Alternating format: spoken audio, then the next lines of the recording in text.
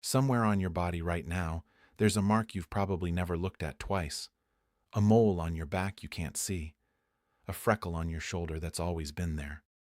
Most of the time, it means nothing. But every year, thousands of people ignore a spot that was quietly changing shape, changing color, growing at the edges, until it wasn't a spot anymore. It was melanoma. And by the time they noticed, it had already started to spread. This isn't a scare tactic. It's a pattern doctors see again and again. And in the next few minutes, you'll learn exactly what separates a harmless mole from a dangerous one, and why catching it early can be the difference between a simple procedure and a life-threatening battle. Melanoma is a cancer that begins in melanocytes, the cells in your skin responsible for producing pigment. It's far less common than the other two major skin cancers, basal cell and squamous cell carcinoma, but it's considered the most dangerous of the three because it spreads faster and more aggressively if left untreated. That single fact is why dermatologists don't want you memorizing symptoms of a rash. They want you memorizing a 5-letter system that could save your life. It's called the ABCDE rule, and it was developed by dermatologists at NYU in the 1980s, specifically so ordinary people, not just doctors, could screen their own skin. The first letter is asymmetry. Draw an imaginary line through the middle of a mole. In a normal mole, both halves roughly match. In a melanoma, they often don't.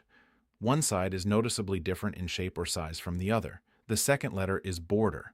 Healthy moles tend to have smooth, even edges.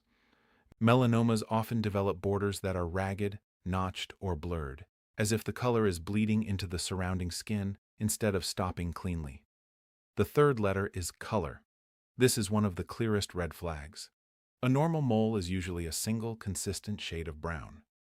A melanoma frequently contains multiple colors within the same spot, different shades of brown or black, sometimes mixed with patches of red, white, or even blue. The fourth letter is diameter. Melanomas are often larger than 6 millimeters, roughly the size of a pencil eraser. But here's what most people get wrong. Size is a warning sign, not a requirement. A mole doesn't have to be large to be dangerous. Waiting for a spot to grow before taking it seriously can cost you the early window when treatment is simplest. And the fifth letter, arguably the most important one, is evolving. Any change E in size, shape, color, elevation, or new sensations like itching, bleeding, or crusting is a signal your skin is trying to send you. A mole that has looked the same for 10 years and then suddenly starts shifting is not something to watch quietly. It's something to get checked. Here's a detail that surprises most people the first time they hear it. The majority of melanomas don't actually start inside an existing mole. Roughly 70 to 80% appear on skin that looked completely normal beforehand. Only a smaller share develop from a mole you already had. That means scanning your body only for weird moles isn't enough. You need to be watching for anything new, anywhere on your skin, even in places the sun rarely touches, the soles of your feet, between your fingers, or under your nails, where melanoma can appear as a dark, unexplained stripe. So what actually causes this to happen in the first place? The leading driver is ultraviolet radiation, whether from the sun or from tanning beds, which damages the DNA inside skin cells over time. This damage accumulates often silently for years before it manifests as a visible lesion.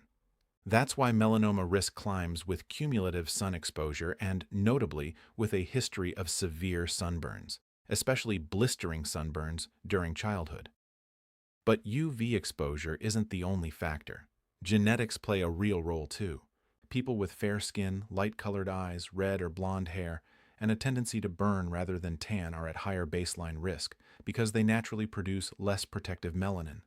A family history of melanoma also raises your risk significantly, since certain inherited gene mutations can make skin cells more vulnerable to cancerous changes. People with a large number of moles, or moles that are irregular in shape to begin with, known medically as atypical or dysplastic nevi, are also watched more closely by dermatologists because that skin type is statistically more prone to developing melanoma somewhere on the body. There's also a factor people rarely think about: a weakened immune system.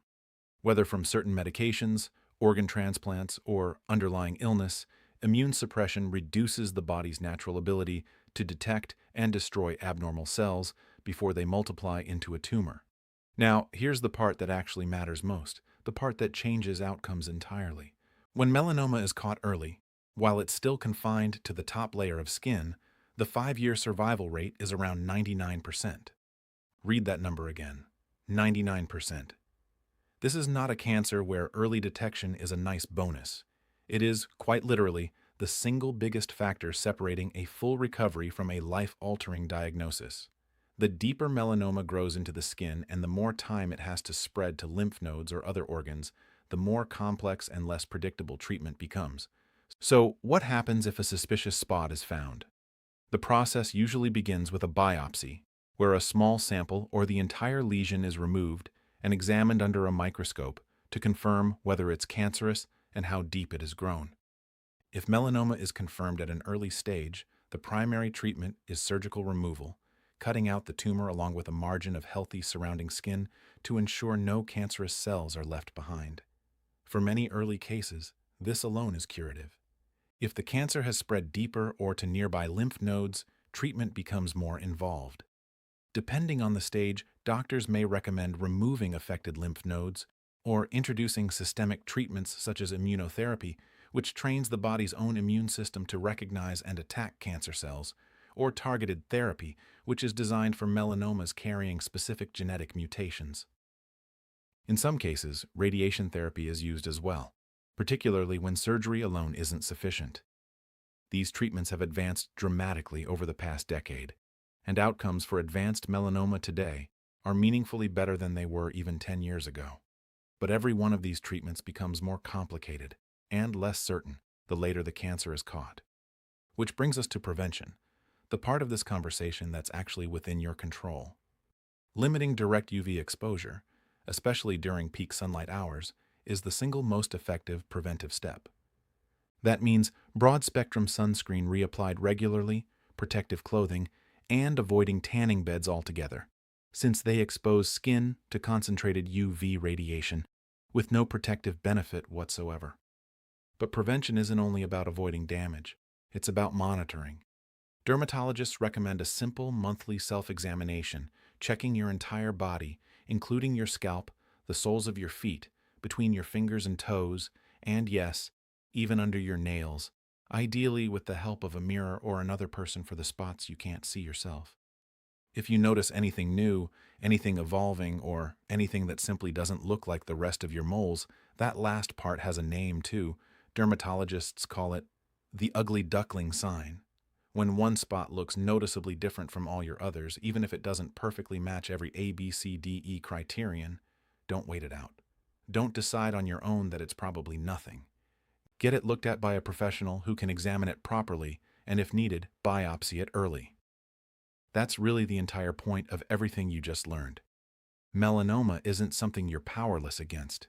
It's one of the few cancers where a simple habit, actually looking at your own skin on a regular basis, can catch the disease at the exact moment it's most treatable.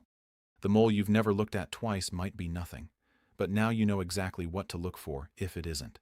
And that knowledge, used consistently, is what turns a frightening statistic into a story with a good ending.